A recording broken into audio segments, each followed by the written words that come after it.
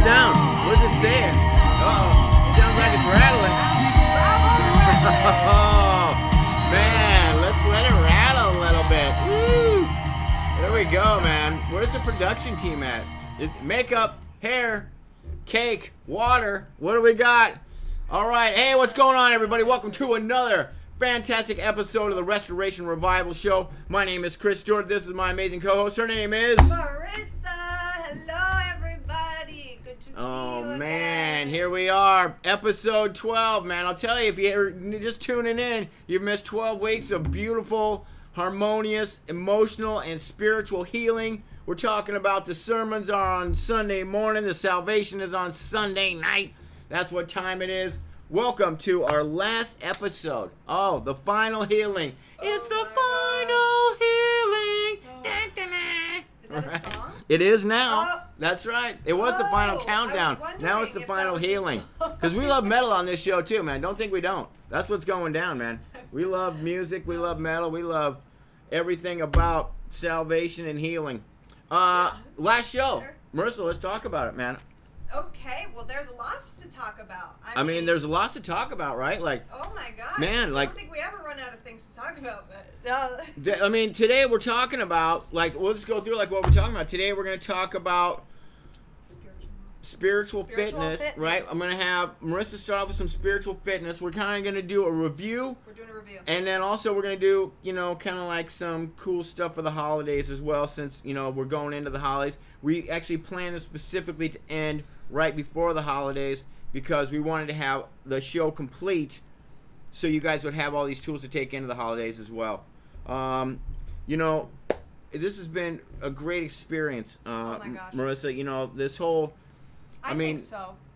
The spiritual fitness, we're going to talk about trauma today. We're going to talk about the forgiveness, and then we're going to talk about the daily routines that we can all do, and we're going to talk a little bit about kind of stuff for the holidays, other things to be aware of that I've already started to notice coming up, when I work with other people throughout the week, some of the things that are popping up. So anyway, it's an exclusive. Here, you're going to hear here first, okay? Super cool. I'm just going to pray. I'm going to pray. Do. Let's just do that. Let's just pray Please now. do. Dear God, we thank you so much for blessing us with another amazing day. We thank you for all the gifts that we've been given and the ones that we don't deserve necessarily. Yes. We fall short on a daily basis of trying to live these, I don't want to say perfect lives, but just, these lives that are to serve you, to honor you, to serve others, to honor others, to respect and love our neighbors, ourselves, to, to help people heal and things like that. And, sometimes we get caught up in entitlement. We get caught up in selfishness. We get caught up in time management crunches, and we lose our patience. And we lose our, just the things that we care most about sometimes are not honored to you, God. And we think, our favorite line from E. Stanley Jones is, those who find they cannot live with God soon find themselves unable to live with themselves. And we just want to take that into today's show, God. Make us a vessel of your healing, and emotionally and spiritually, and let us say some stuff that the people need to hear to help them out. And we thank you again for this opportunity. Amen. Amen. Wow.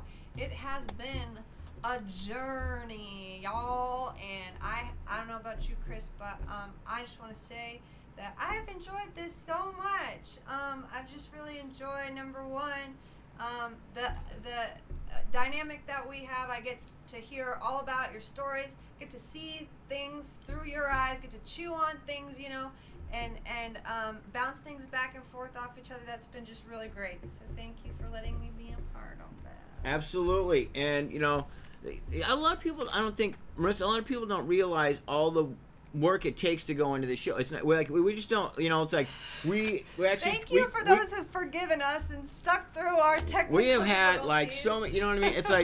It's like when your heart's in the right place and you want to do this cool ministry, and then you try and, tell the computer what your ministry is, and the computer's like, no. And you're like, what?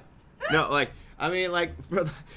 just be honest, Marissa, you have been such a trooper through this whole thing, I came and I'm like, here's my idea, you want to be a part of it? You're like, yeah, okay, great. And that was the easiest part, right? And then we come up with content, and then we spend hours a week coming up with what the show's going to look like, and then we decide, you know what, we love doing live stuff because we want you guys to actually get what it's like and what it feels like. We didn't want it to be super polished and edited into short little segments off the bat. We wanted to be like, we're going to let it flow and what people hear, right? And so it's like we converted Marissa's, home into our studio, right. And then we bought like all this equipment and we set it all up and we like, this is what we're going to do. And then all of a sudden be like, this does not, this video cannot be played, right? And then we went and bought the music that we play, right, from a copywriter and a licensee, and we did all this work, and Marissa spent like hours on emails with people, and then we hit the next week, and they'd be like, this is not acceptable. We're like, what do you mean? We just paid hundreds of dollars. We paid for all this equipment, for the licensing. We talked to the people at Sony Records, like, what is not working, right? So just so you guys get an idea, like, if this looks easy, it's not. But it's what we like to do, right? Like both of us, we work with people in different ways, whether or not it's in addiction or whether or not it's clinically. We both serve in our churches. We both, are personal development coaches. We both love to talk, and we're both motivational public speakers and things. So that part of it's cool, right? But it's like actually putting together a show like this is like really a lot more work than I think most people know. And so, Marissa, I just want to thank you for your tireless effort of coming up with these leaks every week and talking with the people at Sony and finally getting this stuff together. And, that's why I want to kind of jump in, because first I want to talk about the spiritual fitness, right? Because you know how we do things, right? It's like build, break, build. So I'm going to let Marissa build it up, and then I'm going to break it down, and then we're going to both rebuild it at the end. Sound like a plan? Sounds like a plan. Before I do that, I just want to respond to you real quick about that whole thing. If there's anything that I have learned through all these technical difficulties and the sound not working and all this stuff, we show up every day because of you people who are watching. So true. When the Amen. sound doesn't work, and this, that, and it didn't, something went wrong. You tend to get all anxious and down on yourself, but you know what? I love hearing all the stories and all the ways that we, whatever we have said, it's we're just vessels, right? So that's why we're here. That's why we show up, and that's all that matters. So with that being said, yeah, absolutely. Thank you you everybody that watches the show. Absolutely. Big time. That's why we do it. So anyway, boom. Let me get a thumbs All right. up. All right, I'm gonna. While you're talking real quick, I am paying attention. It just looks like I'm not, because I have to pay attention to the other feed, because last week I didn't, and we had an echo for 45 minutes that I could have fixed in the first 5 minutes if I would have paid attention. So anyway, I'm gonna do that while you're talking. Okay, great. We got rid of the other microphone. Okay, so far so good. Thumbs up. All right, we're back to the show. Okay. This is so much fun, isn't it? I'm sorry. I hope I didn't blow out anybody's ears by doing that. Spiritual fitness is so important and crucial and pointed for this season, especially as Is it more important than physical fitness? Yes. I almost had you. Did you see? It took you a minute. I was getting worried that I'm like, if she goes with physical fitness, I'm going to start working out or something. May not agree, but all that you see here shall pass away, but what is in the spirit is eternal. So I think that's more important, in my opinion. But, so, here's the thing. Going into the holidays, the most trying, tragic, it's supposed to be the happiest time of the year, but for so many, it is a time where a lot of people, they relapse, they get depressed more than anything, they isolate, they feel worthless, this is the highest time of the year for suicide, and, what are we going to do about that, Chris? What do we need as we send you guys off over the past 12 weeks?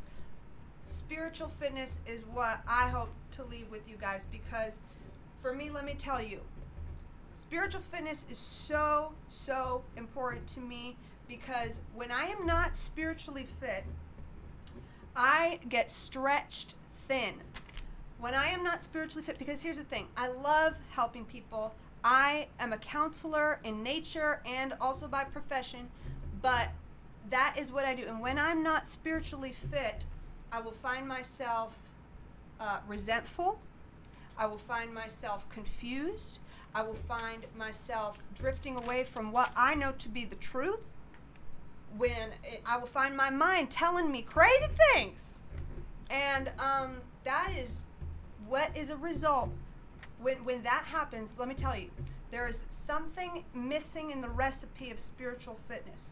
So when we're going into this holiday season, it is of the utmost importance that we are even more hard and strict, and not so strict on ourselves in like, oh, you need to be good, but strict on yourselves on your daily routine. Make a routine for yourself. How plugged into community are you? How much are you receiving from people who you trust, people who are spiritual advisors to you? How much time are you spending, number one, in the morning in prayer and meditation to get your mind right?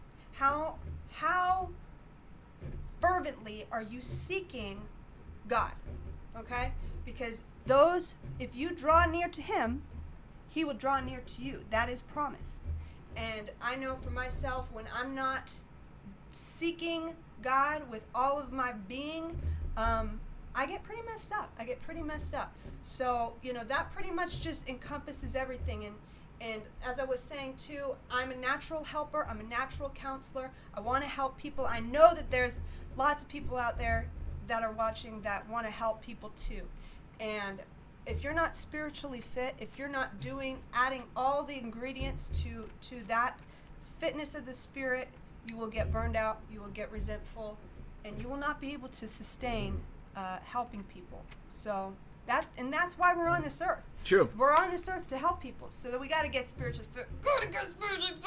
Thanks for letting me share. It's a lot of fun being spiritually fit, right? Because when you are, then it's like even if things don't flow smoothly, you have the tools to get back on track, right? Right. And that's what the key is. But it's not always fun getting there to this, let's say you look at these bodybuilders out there, it's fun being a bodybuilder. Well, was it fun to get there? I'm sure it's great having that spiritual fitness, but once you hit that sweet spot, I'm telling you, it's worth it. It's worth all of it. And, and the thing about it is that that's the whole point, right? It's not just about the destination, right? It's about the journey. It's about things, we're going to talk a little bit right now about how to get there, because the thing is like, even if you're in good shape or whatever that is, right? Well, I'm just going to go with the physical and emotional balance here, right? Like there's going to be things that come up where you're not, right? We're not looking at perfection here. We're just talking about, like, in order for you to be really successful in your life, in anything that you want to do, spirituality is the basis, right? It has to be the foundation. And what that looks like, we've talked about it numerous times, right? It looks like prayer, it looks like meditation, it looks like walks in nature, it looks like maybe time at the beach if you live close to the beach, like out in the water, right? Like by yourself, not just like hanging on the beach drinking beers looking at bikinis, not that kind of beach. Talking about like spending time in a harmonious state, right? Yes. By the way, and before I'm just going to mention this real quick, but Deepak Chopra just started a new 21-day meditation about finding inner peace. And they're guided meditations, so anybody that's into meditation, if that's something you're into, he is great in guided meditations, right? You can do all kinds of meditations, right? You can read scripture and do it by yourself. You can go in the woods. You can do it in your bedroom. You can do whatever. But if you're somebody that doesn't really know that much about meditation, you have a hard time doing it because you have untreated ADD like myself, then this Deepak Chopra 21-day thing that he's doing is not only a good way to start off your day, it only takes like 15 minutes, but it's also leading you into the holidays, and it might actually bring you closer into a spot where you actually can learn how to meditate, and then you can do it on your own, right? So just a little tidbit there. So anyway, let's go back and review right now on a few things that are of utmost importance, right? The three things that we're looking at today are going to be the challenge. Speaking of the holidays, actually, when we talk about trauma, do you know what is actually a very spiritual holiday movie? Elf. Exactly. Oh, yay! I totally just a lot of people would think that Elf is not a spiritual movie, but it is in the way. And stick with me here because this is important. And that is that he goes through a spiritual journey, just like what we've taken you on this show, right? He starts off with a childhood trauma, right? And all of us, we've talked about this, right? We have the three main age groups, 0 to 8, right? Which is where we all learn our emotional coping mechanisms, right? Happiness, sadness, anger, frustrations. And it's also where we have our first trauma. And this could result in something like maybe a parent loses a job, so like you go down in the financial scale. It could be a move across the city or the country away from your friends. Could be divorce. Could be loss of a grandparent. Could be loss of a pet. Something that turns your world upside down and makes you think there's something wrong with you, right? And then we get to the second stage, which is the 14 to 17, right? So it's like an elf, right? He was an orphan, first of all, right? So he has this identity crisis. He gets to Santa's workshop, and Santa's like, all right, you know what? You're just going to hang out with me. And he's like, cool. And then when he's a teenager, he's like, dude, I don't fit in. Right? How many people say, I don't fit in, right? And they're like, yeah, buddy, like, you're actually not an elf, you're human. And remember, he's like horrified. He's like, what? This is terrible. Like, I look like an elf, and I thought I was, you know, right? And this is what we kind of do, right? Is like we get to this 14 to 17, and we look around like, I thought I was cool, and now I'm not cool. Or I thought I was a good athlete, and now I'm not a good athlete. Or I thought I was like, you know, a great artist, and now I'm not a great, you know, or musician, or whatever we put our identity in, right? And then what happens? Then he goes to find out his truth. And it's a horrific story, right? He gets to New York, right? He's trying to find his dad. He gets kicked out. His dad don't want nothing to do with him, right? Who can identify with that, right? Or who? And then all of a sudden he's like sleeping in the streets, and then he's, you know, and he keeps doing all these nice things for people, and nobody cares, and cars hit him every time he crosses the street. Like a taxi hits him, and he's, you know, and he's starving to death, so he eats gum off the sidewalk. You remember that? Like he really goes through a lot of trying. But the thing is that, you know, he stays himself, and what happens though? At the end, he goes to the end, and he's ready to jump off a bridge almost, right? Like they don't portray that in the movie because it's a Hollywood, but he's on a bridge, and he's depressed. He's been kicked out of his home, or he's left his home because he got yelled at. He feels like he doesn't belong anywhere. He's looking up at the sky. I can only imagine he's looking up to God, being like, God, what am I supposed to do? Like, I was put there to be an elf. I'm a human. I don't know how to interact with humans. I can't do this. I can't do that. And then all of a sudden, like, Santa comes in, right? Which is, you know, we're using this, follow me, analytically in the movie, right? But it's the same thing. Like, that's how, like, kind of we are as people, where we're like, we get to this point where we're looking up just like, what am I supposed to do? And then all of a sudden, like, oh, like, here's, you know, God gives us like a message or something, like, go over here. And then, you know, and you help out other people, right? And so it's like, I always like to say, it's like, clear yourself, find yourself, and then love yourself, right? And that last part about loving yourself is really where the emotional restoration of God's healing comes in, right? It's like, because we have all these emotions that are human based: anger, sadness. Oh, if this person would do this, I'd be okay. If this would happen, I'd be okay. If so-and-so didn't drink so much, I'd be okay, right? And we do all these things, but the reality of it is like, we have to ask God, like, God, you need to make me okay, because left to my own devices, I can't do that. And that's what this whole show has been about, right? And so it's like, you know, I tie that in, but it's very true. And if we look at those kind of things, that's really how a lot of stuff works. And this is like, I really want to emphasize a second chance for everybody, right? We've had some amazing stories come out of the show. Amen. That, you know, we've been able to share a couple, but not all of them. But people send me Facebook messages every week saying how, you know, I had one from a lady, remember that last week? She sent, like, she's in a rehab center, and the people in the rehab center put this show on in the rehab center, and like, she got out and she sent us a message saying, like, I'm in this rehab center, I'm going through like the worst day ever, and your show just spoke to me, right? And we had another, our good friend, you know, I don't mention the name because I don't know if it's appropriate, but anyway, a good friend that watches the show every week had a really challenging situation with his brother who passed away, and he was able to get some healing out of this, and you know, we love you, brother, and we're so glad that you were watching the show, and so glad that we're friends, and you know, and there's just been everything, like, other people throughout this whole week process have been like, hey, you know what? And it all comes down to the same thing, Marissa, right? Which is, everybody says the same thing. I thought I was the only one, right? And we all go through this whole life together thinking we're the only one that all this crap happens to, right? Or that all these situations happen. Like, I thought I was the only one that lost their brother to an overdose. Or I thought I was the only one that got divorced, you know, because my wife had bipolar and she didn't tell me when we got married, or whatever, right? All these different things that happened to us in life. I thought I was the only one that lost my job because of COVID. Like, no, man. Like, there's millions of you, right? Just, you know, I just want to point out one quick thing, too, and that is, do you know that almost 13,000 people have died since we started this show?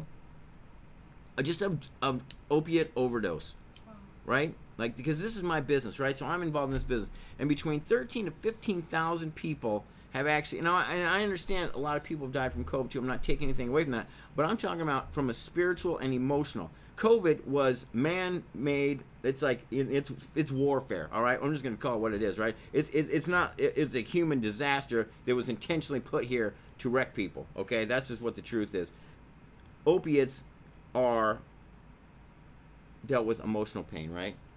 Like you can't get COVID because you're emotionally or spiritually depleted. That's how drug overdose happen, right? Because something in your life happened where you need to take something to make your day tolerable, right?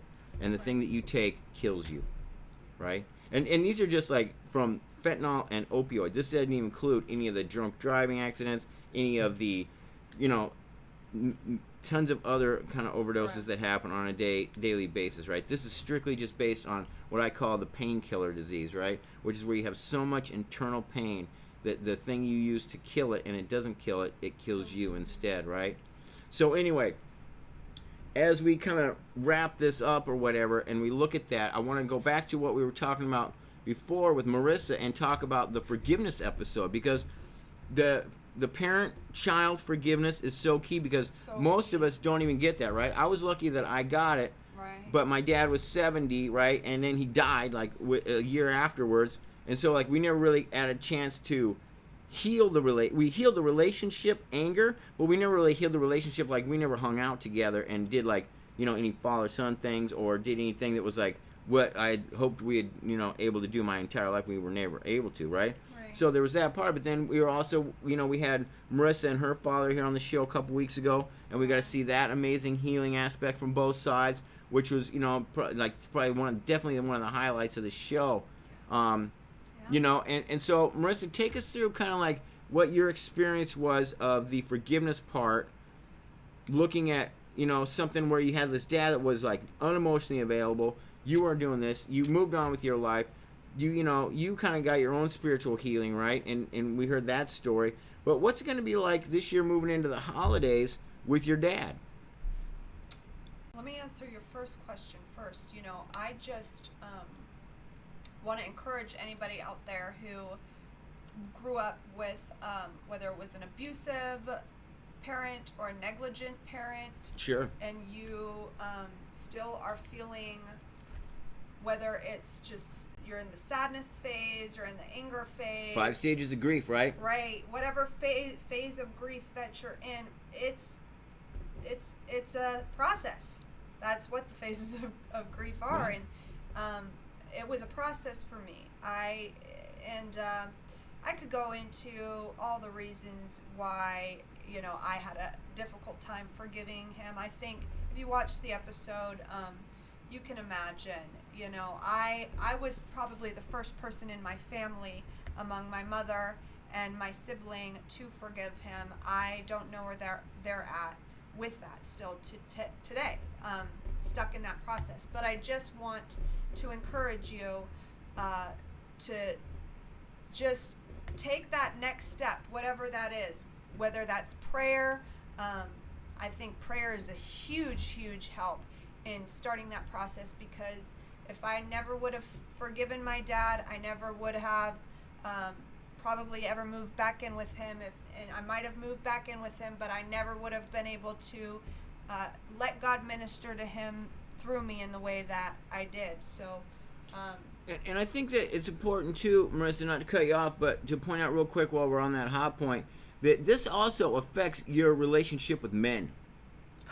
Right? I can't tell you how much of yes. No, and I think this is important because a lot of women watch the show. A lot of women watch the show, and they might be wondering, why do I have this disconnect, right, with other men? And it relates strictly from this relationship with your father, right? Okay, well, if we're going to go down this road, we're going down it, man. Road. This is like last show. We got to get this point out. I was in a six-year on and off, very toxic relationship with a man who... he was absolutely out of control. He emotionally abused me, manipulated me, made me think, gaslighted me. He was an addict as well. But I did not, because I didn't have that example growing up. I wasn't poured into. I wasn't affirmed. I wasn't showed how valuable I was. I tolerated so much. What would be red flags to a normal person were completely normal to me. And so I just want to encourage you guys. God has healed me incredibly. I have not, spoken to this person in over 3 years. So I just, And we're not planning on starting now, right? No. Okay, I just want to make sure that everybody's clear on that. But Like, yeah.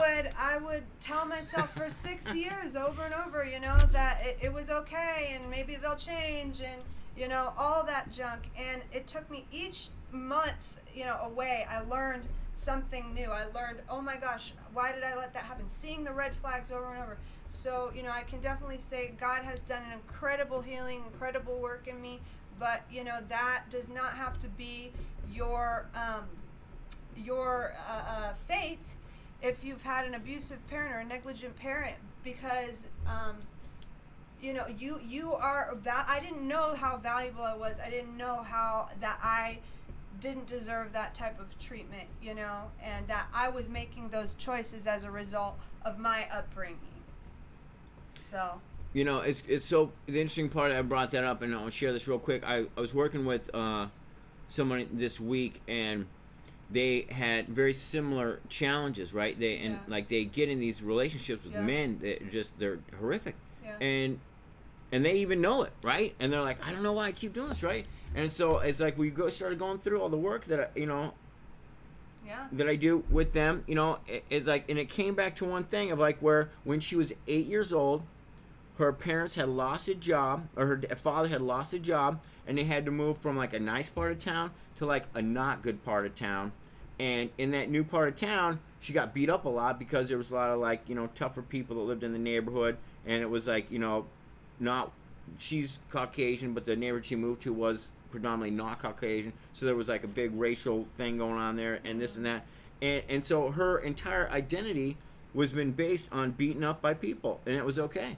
And she had gotten into relationships with men that had beaten her up for years and things. And it's like, that's, and when we figured that out, she like went back and like, I pointed like, when you were 8 years old, this is what happened. You lost, you felt like you were worthless because you had to start going into, you had to go buy used clothing and you had, the whole thing when you were at school with a free lunch program, things like that. It took away any self-esteem that you had. And then the parents from there went to workaholic parents, both of them, and so they were never there. So nobody came back around to nurture her, right? So she went from like, hey, we're going to be, everything is great, we have anything you want, to now we have absolutely nothing, and you're not safe to walk to school, you're not safe in school, and you're not safe when you come home because there's nobody here. And that is just fully for, her relationships for the next 30-something years. But she had no idea to see that, right?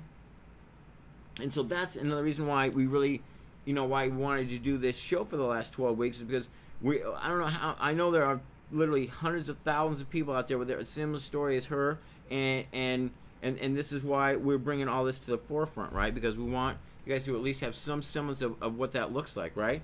Yeah. So to kind of wrap up on everything and what we're talking about from the show and from where we're headed, it's really important to remember right now that this is an unprecedented time in history, right? With the whole COVID thing, with the shut-ins, with people not going to work, we don't have this sense of connection. And the holidays are already tough when we have everything that we want. And by everything we want, I mean like, you get to go to work, you get to talk to other people, you get to have office parties, you get to go sit on Santa's lap. How many kids don't get to sit on Santa's lap this year? Criminal, right? Criminal. I don't want to get into it because I'm a Santa, I don't want to talk about it. So if we look at that, so even with the regular holiday stress, it's a lot for a lot of people. And now we're going to add the COVID onto this. You guys, you really, really, really need to be aware of this, right? Because you're going to take things personal that have nothing to do with you.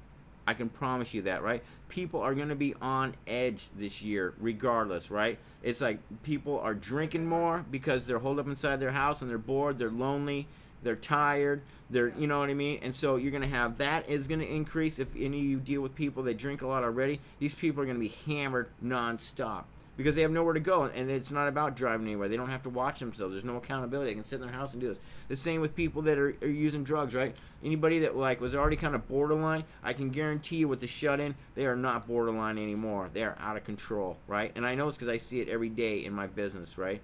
We have things, just certain things, like people that, that you count on at work, right? We talked about have the appropriate conversation with the appropriate person. When you're at your house with your husband and your kids or with anybody just by yourself, you don't get to go to work and talk to like your best friend at work, right? And be like, hey, this is what I'm going through. And the best friend's like, oh, I'm sorry, this and that, right? And you get that sense of connection. You don't have that right now, right? So now everything is going to be compounded by like 100, right?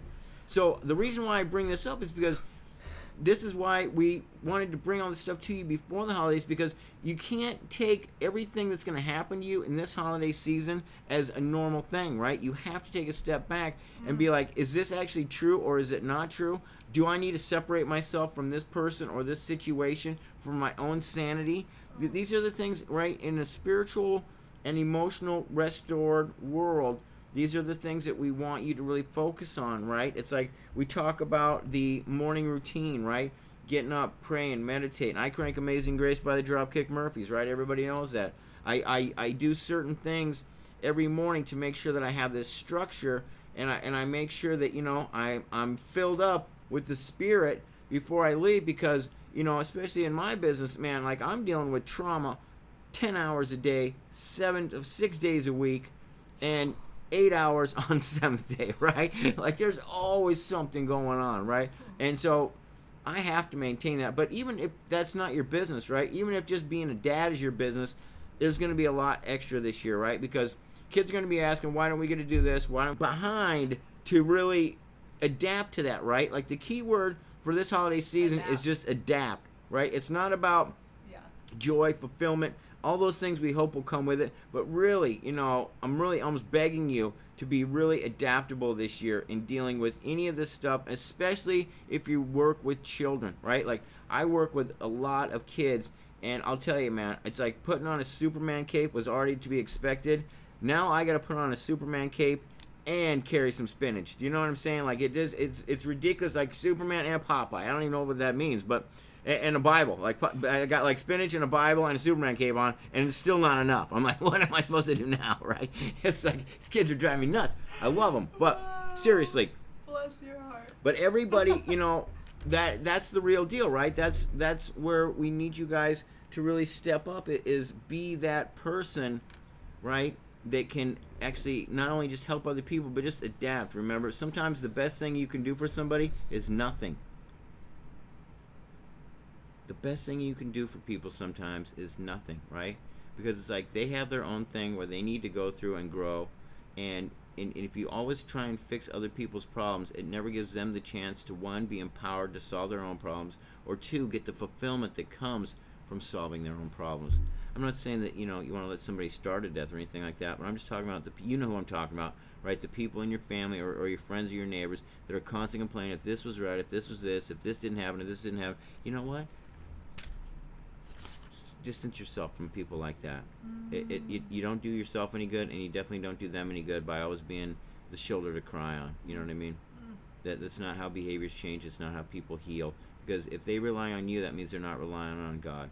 And if they're not relying on God, then they don't have something that's going to get them through every situation, because one day you're not going to be there, and they're going to have a worse situation on their hands, right? Right. And to know the difference between that takes wisdom, right? And the Bible says that those who ask for wisdom, God will give it to them generously. So you need to know the difference. Right. Right. And you know, and the last thing I'll share before we have Marissa take us out here is the important thing about not just the holiday season, but in your life is, you know, one thing that Jim Dad actually came up with. I was talking with Jim Dad. You guys remember I talked about Jim Dad in the first episode. He's like my adopted dad. But, you know, he said one thing to me this week on our call, and he said, you know, Chris, he goes, sometimes I wish God didn't care so much about building my character as he did about my comfort. And I was like, what? He said, yeah. He goes, you know, God cares more about building my character so I can get through life than he cares about giving me comfort so I don't have the tools that I need to get through the tough stuff, right? And it's true, right? And that's why we're constantly in a stage of growth, man. Sweet. And I was like, yeah, right? It's like, I wish God would just, you know, and that's what Jim Dad was saying. He's like, I wish God would just care more about my comfort than my character, right? Because he's like, I feel like we've gone through so much already. I'm just ready to kick back. But we know that's just, that's not how it works, right? And it's not that it has anything to do with punishment. It's not that it has anything to do with, you know, being perfect. None of that. It just has to do with, like, the life that we've each been given, the life that we've each been guided into, and the purpose on why we're here, because we're all here for one special and unique reason. And if you would have told me 40 years ago that I'd have to go through 30 years of insane behavior and broken relationships and failed marriages and homelessness and addiction and being poor and public humiliation and public shame and jail time and all those things so that I could help other people, I would have said what? You know what? I feel like I could help other people already. Yeah. I think I'll just skip all that other stuff and I'll just help people already, right? Can I do that? And he's like, that's not why I put you there, Chris. I'm like, I really feel like you could choose somebody better for all the heartache and misery. I know a few people that really could use it, right? Like, I'm just nice all the time, you know what I mean? So, but the thing is, right, if we don't have that, then we don't even have this show. Then we don't have those people that, you know, I'm able to and Marissa's able to help that actually have nobody else that even understands what the heck they're talking about, right? Because it's a tough challenge when somebody comes to you with all those things and you're like, oh, I can help you with that. And like, really? Wow. How? I'm like, have a seat. Here we go, right? All right, Marissa, take us out. Well, here's the thing, Chris. Let me just ask you this real quick because you talked a whole lot about how much of a challenge it's going to be this season with the lockdowns and everything. And what I want to hear and what I want people to hear is just what are some things that we can do to try and maintain some sense of normalcy, you know, because the reality is that this lockdown is going to be hard because we are wired for human connection. A lot of us, you know, are not about getting on Zoom and doing all these Zoom meetings. What can someone do to maintain that human connection in that community through this next season? I really want to know. Yeah, great question. Thank you for bringing that up. So the things that are really key and important is that you want to make a list of what is actually important to you. Because if you don't prioritize what is important to you, you will let your time be consumed by things that are not A, important to you, and B, that are typically of somebody else's agenda. And that will cause what? Resentment. And when you get angry, then you don't want to be around people. You want to isolate, and you're not going to be able to handle your challenges or help other people, right? So it's like, make a list of like, who are the people that you actually want to be in your holiday season, right? Mm-hmm. And maybe they're people that you haven't seen in a while. That's a good maybe idea. They're people that, you know, that you had a beef with or something over this year. You've had an argument, and you're like, you know what? I'm going to be the bigger person, and I'm going to call them up, and I'm going to squash this, right? I worked with somebody the other day that was the same thing, right? They had this issue with somebody, and I'm like, why don't you just call them up and just apologize? Well, because they owe me an apology. I'm like, you're going to ruin Christmas over it? Well, they ruined. I'm like, are you going to ruin Christmas over it, right? If you're the one holding on to it, you're the one ruining it, right? Oh, man, Chris, that is such good advice and wisdom. That's the start, right? The second thing is you need to find an avenue of service. Nothing will so much ensure a sense of fulfillment and peace and joy in your life as helping somebody else. And I can tell you right now that so many people need help. I mean, I'm not even going to get into all the stuff that I do, but what I'm saying is that worldwide, I have a lot of people that I work with and a lot of people that I give to, not just throughout the year, but especially during the holidays, right? So there are, like, you know, children in other countries that have literally not even clothes, let alone presents, that will get something, right? I don't know what they're going to get, but I know that they're getting, like, little toys or little treats or at least a meal, right? A meal. Like, these people don't even have meals, right? They live on porridge and things like that, right? And that's it, twice a day. Same thing, right? And so, like, there's those kind of things, too, right? So you want to look at avenues of service. You want to look at prioritizing who do you actually want to be in your holiday season, right? And most important, you want to make a list of people to call. And what I mean by that is that calling somebody and just telling them Merry Christmas or Happy Holidays or whatever that is you got to remember, it has nothing to do with you. You don't know how many people are sitting in their house right now with their head in their hands thinking, like, this might be the end for me. Like, I'm over this, right? I hate dealing with this life that I have with the whole COVID thing. I hate being shut in. I'm not going to do this. I'm not going to do that. And you don't know, like, what your phone call could do for them, right? So besides the fact of when we talk about prayer and meditation, because those are just kind of gimmies, right? But this is like other things, right? So you want to write down your list of things of people that you want in your holiday. You want to, it's another great one I just did, but it's not just about that, but it is do Christmas cards, right? You can go to Walmart and buy a Christmas card for 39 cents with a picture of you on it, and they give you free envelopes. You got to buy some stamps. They're 50 cents a piece, and you can send them out to like 25 people. Do you know how cool it is? What a great Do you idea. know how cool it is when you get something in the mail? I'm telling you. Getting something in the mail, and if you don't want to do that, you can just go buy a box of cards, which, once again, if you go to Walmart or Target, something, you can get a box of like 25 cards for like $6.99, not even $7. Well, I don't even know what this is, like 40 cents a piece, and just write, Merry Christmas, I love you, to whoever, put it in a thing, and mail it. Do you know what that means to somebody to actually get a piece of mail? I don't think you do. It's a psychologically, getting something in the mail that is nice and kind and loving turns people's lives around. In World War II, that's how you'd hear soldiers come back. World War I, World War II, you'd hear soldiers come back saying, you know what? They're like, how'd you get through? People shooting at you and all the other stuff and laying in grass, like grassy, cold, snowy, rainy days. And they'd hold up a stack of letters and say, I don't even know these people. They wrote me letters every week. That's powerful. Powerful. So, Chris, that's just a couple of things. Those 3 things that you just mentioned, I'm telling you, I mean, that And is high. they're affordable for anybody. Anybody Exactly. can afford that. It's $10 max. Anybody can afford $10. That's right. So I love all those things that you mentioned. I hope that you guys this holiday season are diligent and ruthless in your pursuit of spiritual wholeness and restoration and spiritual fitness this season, because we love you. We love everyone who watches this show. We care about you, and we just want the best. We just want everything that God has for you. And I will end with this verse from Philemon 6, which is the shortest book in the Bible. It only has 1 chapter, but verse 6 Sweet. says, I pray that you will be active in sharing your faith, so that you may have a full understanding of every good thing we have in Christ.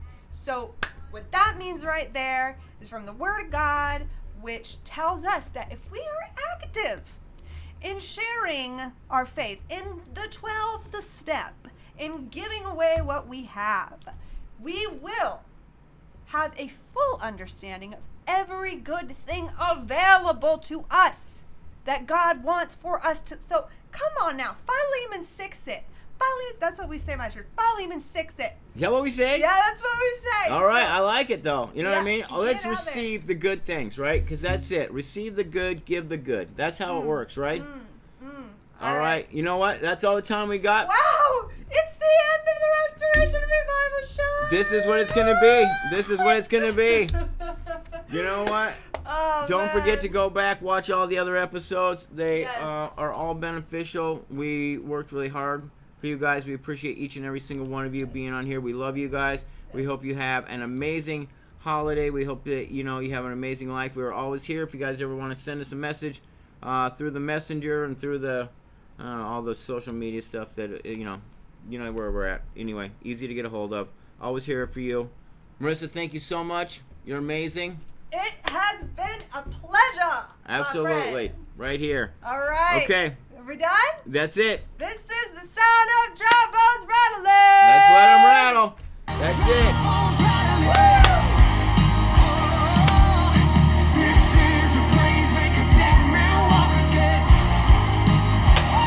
Open the